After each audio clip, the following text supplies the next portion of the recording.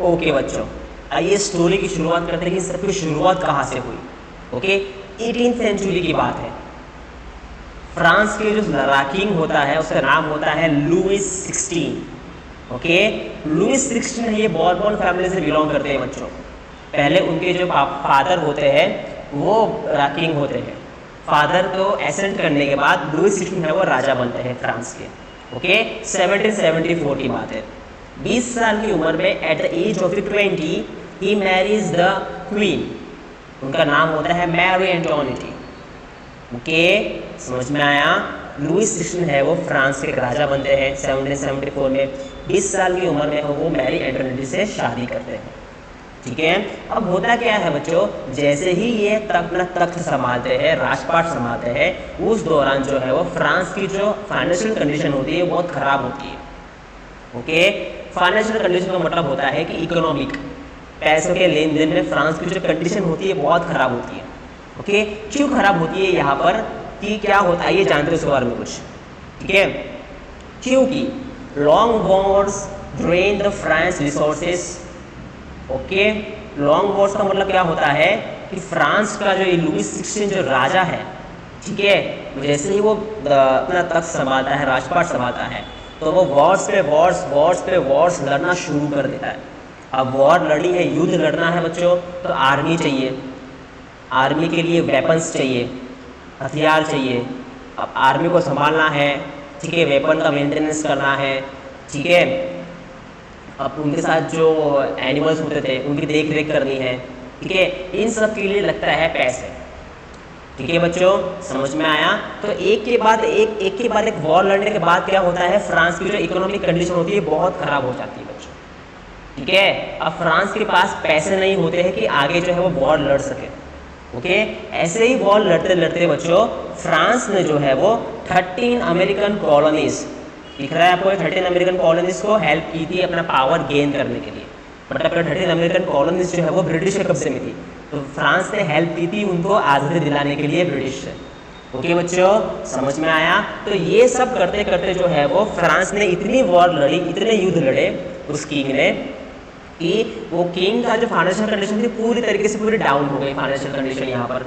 Okay, अब king ने है वो अपने फाइनेंशियल कंडीशन को सुधारने के लिए युद्ध तो लड़ना था। ओके, एक बार वॉर शुरू करते उसको रोक तो नहीं सकते, तो वॉर की जो जितनी भी उनको ज़रूरत थी पैसों की, वो पूरी करने के लिए उन्होंने पैसे है वो किसी और के पास से लैंड ले लिए, ऐसे लोन ले लिए। ओके, लैंडर के पास से लोन ले लिया। अब लैंडर के पास से लोन ले लिया तो वापस लैंडर को पैसे देने भी तो पड़ेंगे। ठीक है, तो पैसे है वापस वो किंग को दे नहीं पा रहा था। ओके, तो ऐसे ही कुछ उसके ऊपर जो है वो कर्जा हो गया था, अराउंड 2 बिलियन लीवर्स। लीवर जो है वह करेंसी का नाम है। ओके बच्चों, समझ में आया। और यहाँ पे लैंडर ने क्या किया, लोन तो रिपेमेंट नहीं हो रहा था यहाँ पर, तो लैंडर ने ना 10% एक्स्ट्रा चार्ज करना शुरू कर दिया जितने भी लोन थे उसके ऊपर। ओके, समझ में आया। तो किंग को जो है यहाँ पर पता नहीं चल रहा था कि मैं करूँ क्या यहाँ पर। ठीक है, तो किंग ने क्या किया, एक मीटिंग बुलाई, एक दिन डिसाइड किया, सब लोग को मीटिंग बुलाया, जितने भी उसके मेन जो दरबारी होते हैं सबको मीटिंग में बुलाया। ओके, और वहाँ पे किंग का डिसीजन लेता है। क्या डिसीजन लेता है, to meet its regular expenses. Okay, उसकी डेली की ज़रूरत है वो पूरी हो। ओके, उसका राजपाट है वो अच्छे से चले, इसलिए वो डिसाइड करता है, the state decided to increase the tax. Okay, state क्या डिसाइड करता है वो, कि हम टैक्स को है वो बढ़ा देंगे। ठीक है, अब लोग कुछ टैक्स हमें देते हैं, अब लोग कुछ एक्स्ट्रा पेमेंट करना पड़ेगा। ओके, समझ में आया। यही से शुरुआत होती है हंगामे की, पूरा का पूरा रेवोल्यूशन यहाँ से शुरुआत होती है बच्चों। ठीक है, देखते हैं कैसे। पहले हम ये जान लेते हैं बच्चों कि जो फ्रांस की जो सोसाइटी थी, ओके, वो 3 पार्ट में डिवाइडेड थी आपकी। ओके, क्लर्जी, ओके, ये क्लर्जी, नोबेलिटी। ठीक है, क्लर्जी को बोलेंगे फर्स्ट स्टेट, नोबेलिटी को बोलेंगे सेकेंड स्टेट, और थर्ड स्टेट में हमारे इतने लोग आते थे जैसे businessman, merchants, court officials, lawyers etcetera, peasants, artisans. Peasant का मतलब पता है ना बच्चों, फार्मर्स। ओके, कुछ small peasants, landless labours and servants. अब बच्चों यहाँ पे ध्यान रखना, फ्रांस की जो पूरी पॉपुलेशन थी, तो टोटल पॉपुलेशन में 90% जो लोग थे वो कौन थे, लेबरर्स थे, ओके, पीजेंट्स थे, पीजेंट्स थे। 90% कौन लोग थे? पीजेंट्स थे, ओके। बचे हुए 10% में से बिजनेसमैन, क्लर्जी, नोबिलिटी वो लोग थे। आप पहले जान लेते हैं क्लर्जी किसको बोलते हैं बच्चों, ओके। क्लर्जी उनको बोलते हैं जो लोग होते हैं चर्च की देख रेख करते हैं, ओके, समझ में आया? रिलीजियस मैन्स, ओके, चर्च की देख रेख करते हैं, उनको हम बोलते हैं क्लर्जी, ठीक है, समझ में आया? नोबल्स का मतलब ऐसे लोग जिनको बर्थ से ही, मतलब पहले से ही उनकी जो फैमिली है उनको बड़ा सा दर्जा दिया गया है, उनको एक नाम दिया गया है, मतलब उनकी फैमिली का पूरी सोसाइटी में पूरा नाम है, ठीक है। जैसे हम हमारे यहाँ पे ब्राह्मण्स को बहुत इंपॉर्टेंस दी जाती है इंडिया के अंदर, ओके, वैसे ही है जो फ्रांस के अंदर नोबल्स पीपल को ज़्यादा इंपॉर्टेंस दी जाती है, ओके। तो चर्च के बाद आते हैं नोबल्स ही आते, सेकेंड स्टेज में होते हैं, ओके। थर्ड स्टेज में कौन से लोग आते हैं बच्चों? बिजनेसमैन, बिजनेस करने वाले लोग, मर्चेंट्स, कोर्ट के ऑफिशियल्स, ओके, लॉयर्स, पीजेंट्स होते हैं, artisans, small peasants, artisans, servants, okay. 90% जो है वो वहाँ पे पॉपुलेशन किसकी होती है बच्चों? पीजेंट्स की होती है, ओके। और उनमें से ऐसे पीजेंट्स होते हैं जिनके पास खुद की जो है वो लैंड नहीं होती, खुद की ज़मीन नहीं होती, वो किसी और की ज़मीन के ऊपर काम काज कर रहे होते हैं, अपना जो गुजारा है वो चलाते हैं, ओके बच्चों, समझ में आया? ठीक है। तो 60% जो है, ओके, 60% जो है वो जो लैंड है, जितनी भी ज़मीन है 60%, ओके, पूरे फ्रांस में वो नोबल्स को बिलोंग करती है और क्लर्जी को बिलोंग करती है, बाकी 40% है वो इन दोनों बटी हुई है, ओके। यहाँ पॉपुलेशन ज़्यादा किसकी है बच्चों? पीजेंट पॉपुलेशन बहुत ज़्यादा है, लेकिन पीजेंट के पास ज़मीन नहीं है उनकी, ओके। 60% जो लैंड है पूरे फ्रांस के अंदर इनकी है, नोबल्स की है और क्लर्जी की है, मतलब चर्च में जो लोग रहते हैं फादर उनकी होती है, ओके। और जो 40% बचा, बिजनेसमैन, कोर्ट के ऑफिशियल्स, लॉयर्स, इनमें से जो बचे कुछ है वो उनके पास थोड़ी ज़मीन होती है पीजेंट के पास। बाकी पीजेंट्स क्या करते हैं? दूसरों की ज़मीन के ऊपर काम करते हैं ताकि अपना डेली गुजारा वो करा सकें, ओके बच्चों। तो ये उस टाइम पर जो है वो फ्रांस सोसाइटी जो है वो 3 पार्ट में डिवाइड होती है, क्लर्जी, नोबिलिटी, मतलब first state, second state and the third state, okay, समझ में आया? यहाँ पर आया, थोड़ा सा देख लेते हैं यहाँ पर, ओके। जैसे मैंने आपको बताया कि peasant made 90% of the population, okay. सबसे ज़्यादा पॉपुलेशन किसकी थी? पीजेंट्स की पॉपुलेशन थी, 90% पॉपुलेशन पीजेंट्स की थी, ओके, फ्रांस के अंदर। Only small number have their own land, okay. Peasant के पास कुछ कम ही लोग थे, बहुत से कम लोग थे जिनके पास अपनी खुद की ज़मीन होती थी, ओके। 60% जो लैंड है पूरे फ्रांस के अंदर किसके पास होती थी? Nobles, church and other rich people of the third stage, जैसे कि मैंने आपको बताया, ठीक है। 60% जो लैंड है वो किसकी है? नोबल्स की है, क्लर्जी की है, और यहाँ पे जो थर्ड स्टेज में छोटे मोटे लोग हैं, बिजनेसमैन, लॉयर्स, उन सब की है यहाँ पर, ओके, ठीक है। अभी बच्चों, clergy and nobility have privileges by birth, उनको बाय बर्थ ही एक एडवांटेज था क्लर्जी और नोबिलिटी को। क्या एडवांटेज था यहाँ पर ये क्लर्जी और नोबिलिटी को? कि उनको जो है वो टैक्स पे नहीं करना है। क्या नहीं करना है? टैक्स पे उनको नहीं करना है, ठीक है, समझ में आया? क्लर्जी और नोबिलिटी को टैक्स पे नहीं करना है। अब टैक्स कौन पे करेगा? आइए देखते हैं, ठीक है। They do not have to pay the taxes, ठीक है। अब टैक्स कौन पे करेगा? ओनली पीजेंट्स, ठीक है।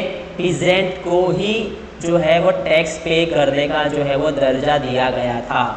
सिर्फ पीजेंट्स और कुछ आर्टिशंस जो है, ओके, वो ही टैक्स पे करेंगे, ठीक है, समझ में आया? ओके, आइए देखते हैं आगे। They do not have to pay taxes, आपको पता चल गया ये। The nobles have feudal privileges, okay. Nobles और चर्च को है वो फीड्यूअल प्रिविलेजेस का मतलब क्या होता है बच्चों? फीड्यूअल प्रिविलेजेस, उनको जो है वो एक अधिकार था। क्या अधिकार था? This include feudal dues which they extracted from the peasants, okay. मतलब कि पीजेंट्स को जो है वो टैक्स देना पड़ता था, किसको? नोबेल्स को, ओके। हर महीने कुछ पैसे देने पड़ते थे नोबेल्स को, ओके, और साथ में चर्च को भी। समझ में आया। और पीजेंट्स जो है वो स्टेट मतलब किंग को भी है वो पे करेगा, मतलब सारा का सारा टैक्स को किसको पे करना था, पीजेंट्स को पे करना था। ओके बच्चों, अब टैक्स जो है वो दो टाइप के होते हैं उस टाइम पे। ओके, पहले वो थे टीथेस। टीथेस का मतलब है tax levied by the church compromise 1/10 agriculture produce. Okay, ये टैक्स कौन लेता था, चर्च। ओके, चर्च और नोबल्स लोग लेते थे ये टैक्स, उसको हम बोलते हैं टीथेस। कैसे लेते थे ये टैक्स, 1/10 जितना भी आपका एग्रीकल्चर हुआ है उसका 1/10 हिस्सा जो है वो आपको देना है चर्च को और नोबल्स को। ओके, समझ में आया। फिर एक होता है टैली। टैली का मतलब क्या है, ये टैक्स जो है वो डायरेक्टली आपको एस्टेट को पे करना है, मतलब किंग को पे करना है। ओके, समझ में आया। ये जो आप डेली चीज़ें यूज़ करते हो ना, टोबैको, सॉल्ट, खाने पीने की चीज़ें, उसके अंदर टैक्स लगता है। ओके, ये सब टैक्स है वो टैली के अंदर आते हैं। ओके, मतलब क्या देखा हम लोग ने यहाँ पर, इस सारा का सारा टैक्स को किसको पे करना है, टीथेस को। ओके, सॉरी पीजेंट्स को पे करना है। ओके, तो टैक्स है वो किसको पे करना है, पीजेंट्स को पे करना है। ओके, समझ में आया। पीजेंट्स है वो टैक्स पे करेंगे किसको, नोबेलिटी और नोबल्स को और क्लर्जी को। कौन से कितने टैक्स पे करेंगे, 1/10। ओके, 1/10 जो है वो टैक्स पे करना है ऑफ एवरी एग्रीकल्चर प्रोड्यूस। और एक और टैक्स पे करना उनको बोलेंगे टेली, डायरेक्ट एस्टेट को करेंगे। मतलब कि जो भी वो दिल्ली की कमोडिटीज लेते थे, खाने पीने की चीज़ें, यूजफुल जो उनके लाइफ को मेंटेन करने की चीज़ें, उनके ऊपर एक टैक्स लगता है, तो वो टैक्स वो भी उनको पे करना पड़ता है टेली, ऐसे टेली। ओके बच्चों, समझ में आया पूरा सिनेरियो यहाँ पर। ओके, अब क्या हुआ यहाँ पर, अब पीजेंट्स के ऊपर ज़्यादा दबाव आना शुरू हो गया। ओके, क्योंकि पीजेंट्स को ही टैक्स पे करना है। अब पीजेंट्स के पास है वो खुद की जो लैंड तो है नहीं यहाँ पर। ओके, खुद की लैंड है नहीं पीजेंट्स के पास यहाँ पर, ठीक है, उनको किसी और के लैंड पर जाके काम करना है। प्लस वो उनकी जो औरतें हैं, बच्चे हैं, वो किसी बड़े बड़े नोबल्स और क्लर्जी के घर पे, चर्च वालों के घर पे जाके, ठीक है, झाड़ू पोछा करते हैं, काम काज करते हैं, और बदले में उनको पैसे बहुत थोड़े से मिलते हैं या फिर मिलते ही नहीं थे कभी कभी तो। ओके, तो बेचारों पीजेंट्स का बहुत बुरा हाल था वहाँ पर। ओके, कोई उनकी बात सुनने वाला नहीं था। ओके, तो फोटो दिख रहा है आपको, देखो ये नोबल्स जो है, ये नोबल बैठा हुआ है यहाँ पे आराम से, कुछ नहीं कर रहा है। एक पीजेंट बेचारा आ रहा है और जितना उसने अपने एग्रीकल्चर में उगाया है उसका 1/10 हिस्सा लेके वो नोबल्स के पास आ रहा है और रख के बेचारा चुपचाप चला जाएगा यहाँ से। ओके, तो ये पूरा सिनेरियो चल रहा था पूरे फ्रांस की कंट्री के अंदर। ओके बच्चों, समझ में आया, आई होप समझ में आया हो। ठीक है, आइए बढ़ते हैं नेक्स्ट टॉपिक के अंदर, struggle to survive. Okay, struggle to survive क्या लिखा है, अभी धीरे धीरे क्या थी, population rose about 23 million in 1715। France की पॉपुलेशन 1715 में कितनी थी, 23 मिलियन थी। ओके, एंड 1789 में कितनी हो गई, 28 मिलियंस। ओके, समझ में आया बच्चों। ठीक है, लगभग 70 से 74 ईयर्स का डिफरेंस है यहाँ पर। ओके, मोर देन 50 ईयर्स का डिफरेंस है यहाँ पर। ठीक है, 1715 में 23 मिलियन थी पॉपुलेशन और 1789 में 28 मिलियन हो गई। अब पॉपुलेशन इंक्रीज हो गई, लोगों की आबादी बढ़ गई, तो उतना खाना भी चाहिए। ओके, लोग जिंदा कैसे रहेंगे, खाना चाहिए, पीने के लिए पानी चाहिए, पहनने के लिए कपड़े चाहिए, काम भी चाहिए उतना। ठीक है, अगर आपके जो कंट्री के अंदर, मान लो एक स्टेट के अंदर ज़्यादा आबादी है लेकिन लोग खाने के लिए, लोगों के पास पैसे नहीं है, खाना ही नहीं है वहाँ पर, तो लोग जिंदा कैसे रहेंगे। ठीक है, तो ये कुछ सिचुएशन यहाँ पे अराइज होती है पूरे फ्रांस के अंदर। ओके, जैसे ही पॉपुलेशन बढ़ती है यहाँ पर, तो फूड की जो है वो डिमांड बढ़ेगी। देखो ये लिखा है, this led to increase in food grains demand. Okay, food की डिमांड बढ़ गई। ओके, तो यहाँ पे जो है वो प्राइस ऑफ ब्रेड जो है वो, ब्रेड के प्राइस बढ़ गए। ओके, क्या हो रहा था यहाँ पर कि लोग जो है वो एग्रीकल्चर ज़्यादा नहीं हो रहा था। ओके, एग्रीकल्चर है बहुत कम हो रहा था और लोगों की आबादी बढ़ रही थी, तो इसको मैच कैसे करेंगे। ठीक है, तो क्या करती है गवर्नमेंट, क्या करती है कि ब्रेड जो पैसे होते हैं, प्राइस होती है, उसको बढ़ा देती है ताकि ज़्यादा लोग उसको एफोर्ड ना कर पाए। ओके, जो एफोर्ड कर सकते हैं वही वो लोग खा सकते हैं। ओके, तो यहाँ पर गवर्नमेंट ने क्या किया, ब्रेड की जो प्राइस थी वो बढ़ा दी। ओके, समझ में आया। और workers have the fix wages, जो भी वर्कर किसी और के लैंड पर जाके काम करते थे या फिर छोटे मोटे इंडस्ट्री में जाके काम करते थे, ओके, उनकी जो मंथली पेमेंट होती है, वेजेस, उसको बोलेंगे वेजेस, वो वेजेस जो है वो बहुत सालों से सेम ही थी।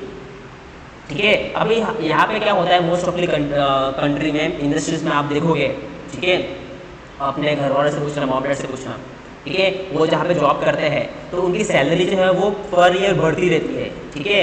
फर्स्ट ईयर इतना, सेकंड ईयर उतना, हर साल कुछ ग्रोथ होता रहता है, ठीक है, ताकि वो अपनी जो है वो डेली के लाइफ को जो है वो मेंटेन रख पाए, ठीक है। लेकिन फ्रांस के अंदर ऐसा नहीं हो रहा था, बहुत सालों तक लोगों के जो वेजेस थे वो सेम ही थे, ठीक है। लोग जो आबादी से बढ़ रहे थे लेकिन उनका खर्चा जो है, उनका वेजेस कमाते जो पैसे थे, ठीक है, वो जो है वो फिक्स थे, बहुत टाइम तक वो जो है वो बढ़े ही नहीं। देखो अब लिखा है, they do not keep pace with the rise in the prices, okay, ठीक है। महंगाई बढ़ती है तो लोगों का पगार भी बढ़ना चाहिए, तो ही तो लोग मैच कर पाएंगे, लेकिन यहाँ पे ऐसा कुछ नहीं हो रहा था। महंगाई बढ़ रही थी, लोगों का जो पेमेंट थी वो उतनी ही थी, तो लोग मैच कैसे करेंगे यहाँ पर, ठीक है। इसकी वजह से जो गैप है between poor and the rich ये बढ़ गया बच्चों, ठीक है। अमीर और अमीर होता गया और पुअर होता गया। इसकी वजह से यहाँ पे सब्सिस्टेंस क्राइसिस होना शुरू हो गया फ्रांस के अंदर।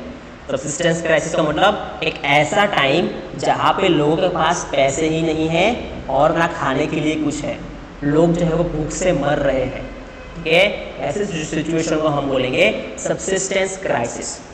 ओके बच्चों, समझ में आया टॉपिक, ठीक है। आई होप आपको टॉपिक समझ में आया हो। ओके, आइए बढ़ते हैं नेक्स्ट टॉपिक के अंदर। ओके, अब हम पढ़ने वाले हैं यहाँ पर growing middle class administration at the end of the privileges. Okay, अब जब ये सब पूरा माहौल चल रहा था, ठीक है, अभी तक आपने देखा होगा कि फर्स्ट स्टेट में क्लर्जी थे, सेकेंड स्टेट में नोबल्स थे, थर्ड स्टेट में आपके बिजनेसमैन, पीजेंट्स, आर्टिशंस, ओके। अभी यहाँ पे जो है वो मिडिल क्लास लोग हैं वो यहाँ पे उभरना शुरू होते हैं। ओके, क्या होता है आइए देखते हैं।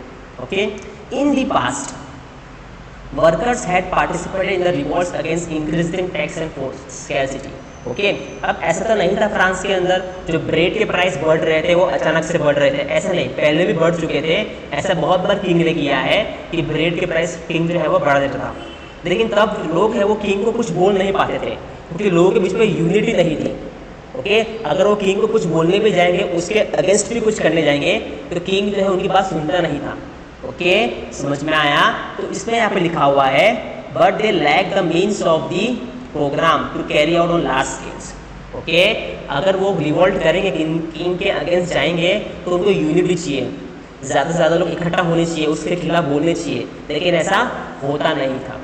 ओके, इसलिए लोग जो है वो दब जाते थे यहाँ पर। 18वीं सेंचुरी में क्या हुआ, एक नया ग्रुप आना शुरू हुआ, उसको हम नाम देंगे मिडिल क्लास। आप बोलते हैं ना मिडिल क्लास पीपल।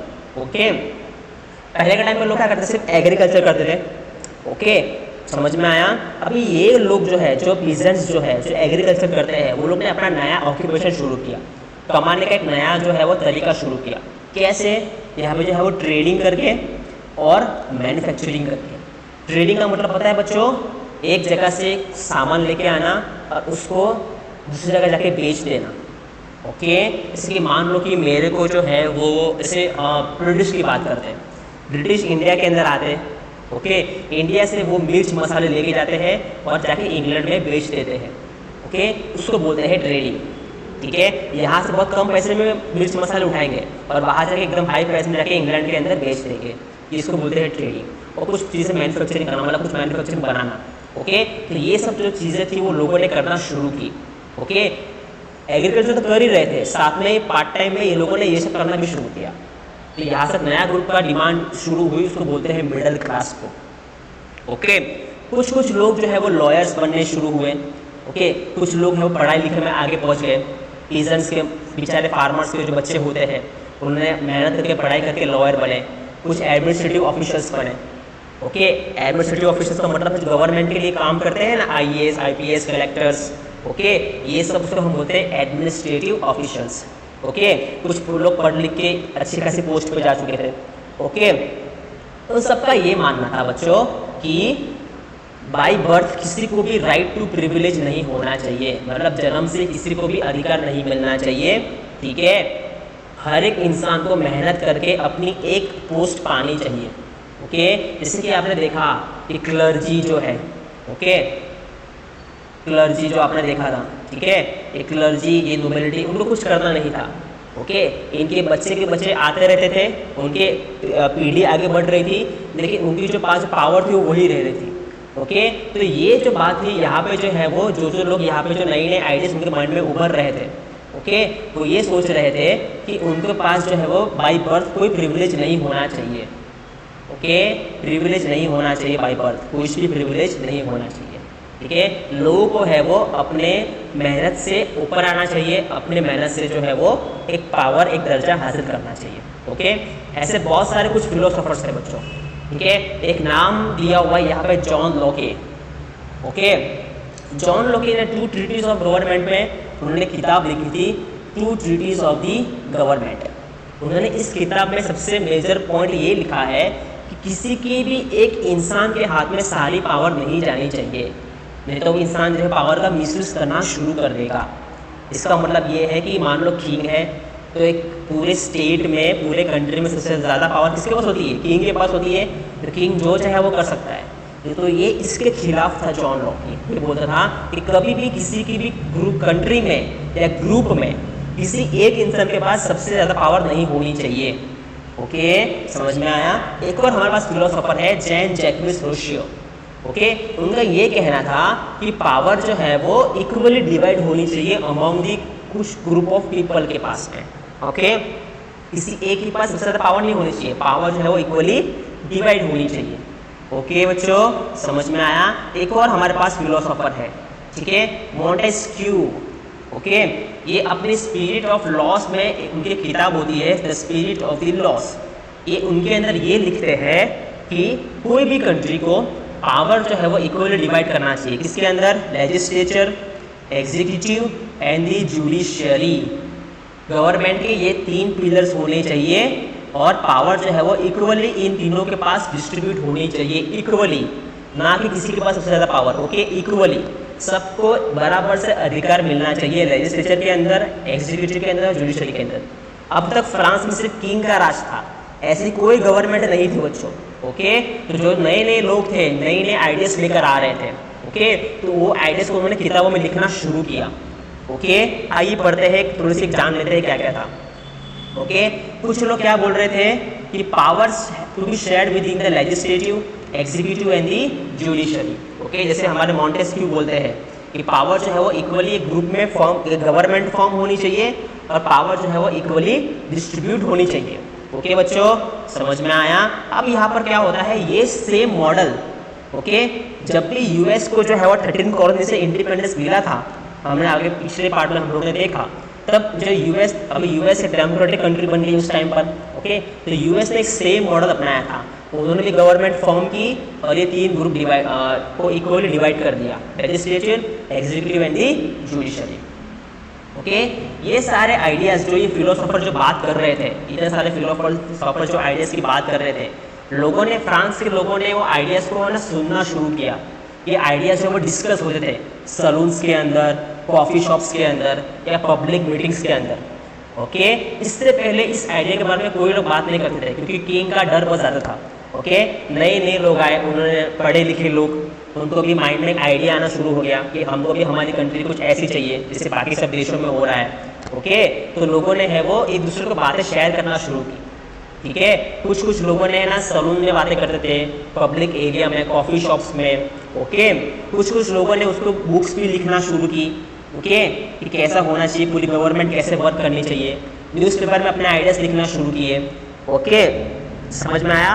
और जो लोग पढ़ लिख नहीं पाते थे उनके लिए लाउड एक ग्रुप फॉर्म करते थे और एक लाउड वॉइस में लोगों को बताते थे कि वो क्या आइडियाज़ उनके पास है, कैसे गवर्नमेंट होनी चाहिए। ओके, तो ये पूरा सिनेरियो चल रहा था पूरे फ्रांस के अंदर। ओके बच्चों, समझ में आया। ठीक है, अब आगे क्या होता है हम पढ़ते हैं नेक्स्ट पार्ट के अंदर। ओके बच्चों, तब तक के लिए टेक केयर।